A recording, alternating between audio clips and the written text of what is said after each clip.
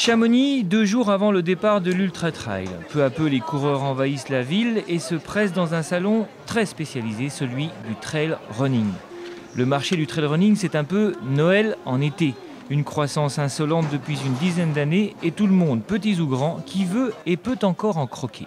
On est à 3,5 millions de chiffre d'affaires, finalement en 12 ans de croissance, et notamment avec une croissance de entre 20 et 30% par an sur les 5 dernières années. Donc de quoi avoir des belles perspectives devant nous et on continue en tant que spécialiste de la discipline, donc c'est ce qui fait la différence aujourd'hui. Environ 400 000 personnes pratiquent le trail running, mais ce qui intéresse les fabricants, ce sont surtout les 12 millions de coureurs qui sont susceptibles de venir un jour ou l'autre à ce type de course en pleine nature.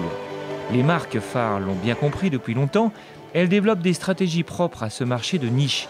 Chez Salomon par exemple, on mise sur des équipes de coureurs partout sur la planète. Actuellement, on a 13 teams dans des pays différents, où globalement chaque team est composé de une dizaine de personnes. Et c'est des gens qui sont là pour véhiculer l'image de Salomon sur les compétitions, c'est sûr, mais aussi pour développer les produits. Et il nous faut des athlètes qui nous remontent des infos partout. Quelqu'un qui est à Moab, aux États-Unis, dans le désert, il a besoin d'une chaussure qui va respirer et il n'a pas le même besoin que quelqu'un qui va courir en Italie sur quelque chose d'hyper escarpé. En face, North Face, groupe international dont le chiffre d'affaires flirte avec les 3 milliards de dollars. Stratégie, être le sponsor exclusif des quelques événements phares à travers la planète, dont l'UTMB fait partie, avec en tête un objectif bien précis. Aujourd'hui, le trail running, dans l'esprit North Face, dans les activités North Face, encore une fois, qui sont l'escalade, le ski et le trail running, ça n'est que 5% aujourd'hui. Donc c'est encore, on peut dire, limité.